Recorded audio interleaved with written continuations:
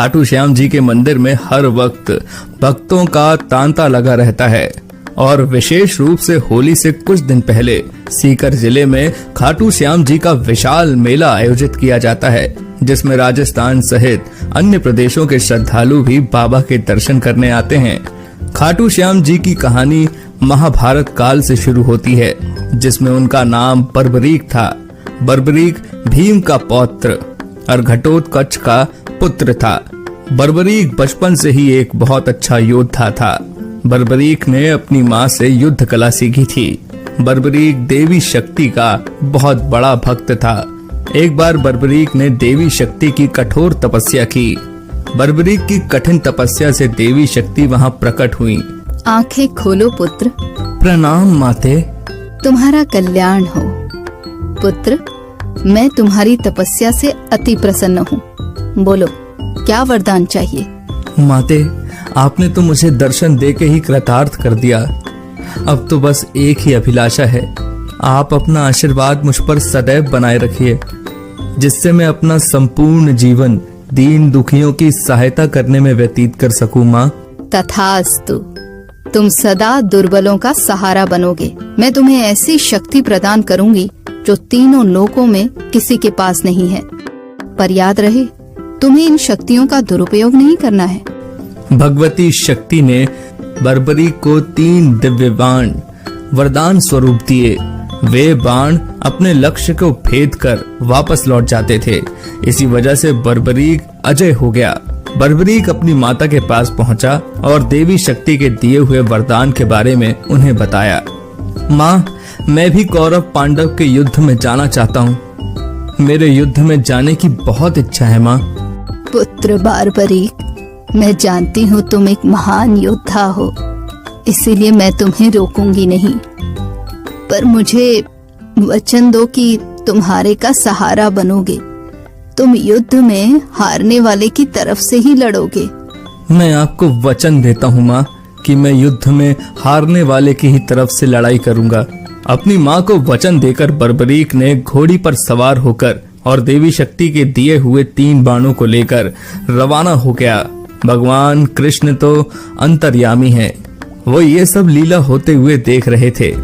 भगवान कृष्ण जानते थे कि बर्बरीक केवल हारी हुई सेना की तरफ से ही लड़ेगा, और वो ये भी जानते थे कि कौरवों को भी बर्बरीक के इस वचन के बारे में पता है।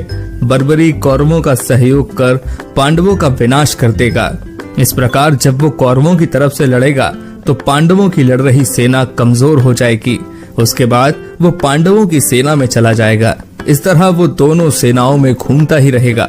श्री कृष्ण को पता था, अगर बर्बरीक इस युद्ध में शामिल हुआ तो कोई भी सेना नहीं जीत पाएगी और अंत में कौरव पांडव दोनों का विनाश हो जाएगा और केवल बर्बरीक ही शेष रह जाएगा।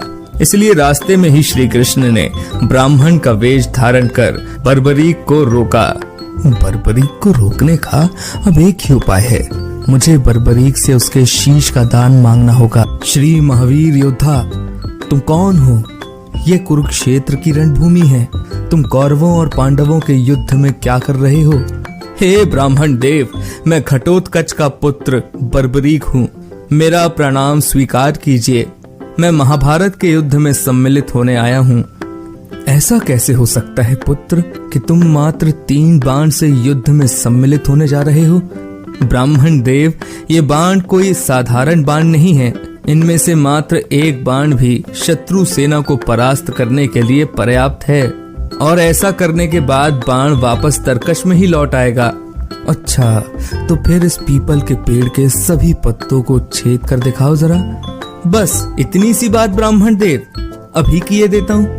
बर्बरीक ने ब्राह्मण रूपी श्री कृष्ण की चुनौती स्वीकार कर ली। बाण ने अपने लक्ष्य से तुरंत छूटते ही सारे पत्तों को भेद डाला और वापस आकर ब्राह्मण रूपी श्री कृष्ण के पैरों के आसपास चक्कर काटने लगा, क्योंकि उन्होंने भी एक पत्ता अपने पैर के नीचे छुपाया था।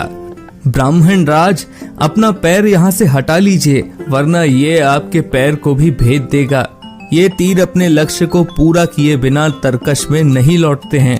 बर्बरीक के तीर अचूक हैं, लेकिन अपने निशाने के बारे में खुद बर्बरीक को भी पता नहीं रहता है।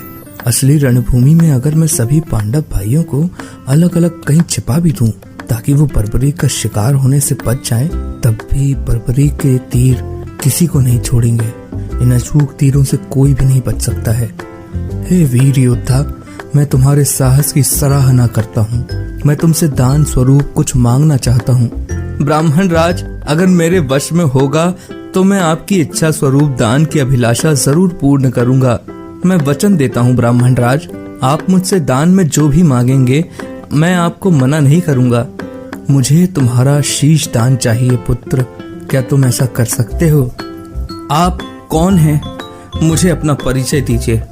आप मुझे ब्राह्मण नहीं दिखाई देते, कृपया करके मुझे अपने वास्तविक रूप से अवगत कीजिए। बर्बरीक की प्रार्थना करने पर भगवान कृष्ण अपने रूप में आ जाते हैं। बर्बरीक उन्हें प्रणाम करता है। वासुदेव कृष्ण, आप स्वयं मेरे शीश दान की अभिलाषा हेतु आए हैं। बर्बरीक, युद्ध भूमि की पूजा के लिए एक वीर वर क्षत्रिय के शीश दान की आवश्यकता होती है और तुम महावीर महायोद्धा हो, अतएव मैं तुमसे शीश दान मांगता हूँ। हे वासुदेव कृष्ण, मैं आपको अपना शीश अवश्य दूंगा, पर मेरी 2 इच्छाएं हैं। पहला ये कि मेरी देह को आप स्वयं अग्नि देंगे और दूसरी इच्छा ये है कि मैं अंत तक इस युद्ध को देखना चाहता हूँ। ऐसा ही होगा वीर शीश दानी बर्बरीक।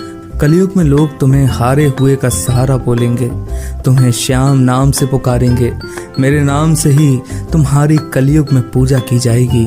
कलयुग में खाटू श्याम नाम से तुम्हारी पूजा होगी। फाल्गुन माह की द्वादशी को बर्बरीक ने अपने शीश का दान दिया। बर्बरीक को ब्रह्मा जी ने एक श्राप दिया था, जिसके मुताबिक उनकी मृत्यु पृथ्वी लोक पर भगवान कृष्ण के ही हाथों होगी, तभी वो श्राप से मुक्त हो पाएंगे। बर्बरीक का सर युद्ध भूमि के समीप ही एक पहाड़ी पर सुशोभित किया गया, जहां से बर्बरीक ने महाभारत का संपूर्ण युद्ध देखा। युद्ध की समाप्ति पर पांडवों में आपसी बहस होने लगी कि युद्ध में विजय का श्रेय किसको जाता है। इस पर श्री कृष्ण बोले, तुम सबको आपस में विवाद में पड़ने की कोई आवश्यकता नहीं है। बर्बरीक का शीश संपूर्ण युद्ध का साक्षी है, अतः उससे बेहतर निर्णायक भला कौन हो सकता है। ठीक है वासुदेव, फिर हम इस निर्णय को जानने के लिए बर्बरीक के पास ही चलते हैं। पौत्र बर्बरीक, तुमने तो युद्ध को बहुत ध्यान से देखा है, क्या तुम बता सकते हो हम सब वीरों में से इस युद्ध को जीतने का श्रेय किसे जाता है?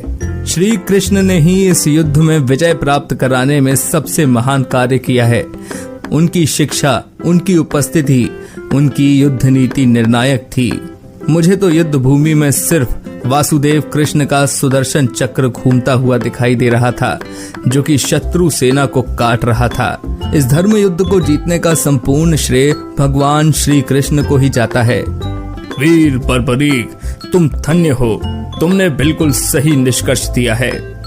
इसके पश्चात सभी पांडव बर्बरीक के निर्णय की सराहना करते हैं और भगवान कृष्ण से क्षमा मांगते हैं, क्योंकि वो जानते थे यदि स्वयं वासुदेव न होते तो ये धर्म युद्ध जीतना असंभव था। धर्म की विजय स्वयं वासुदेव कृष्ण के कारण ही हुई थी। भगवान कृष्ण के आशीर्वाद से बर्बरीक को कलयुग में श्याम नाम से पुकारा जाने लगा। आज भी खाटू श्याम जी महाराज के अनेकों भक्त रोजाना उनके दर्शन करने आते हैं और उनसे मन वांछित फल की प्राप्ति भी करते हैं।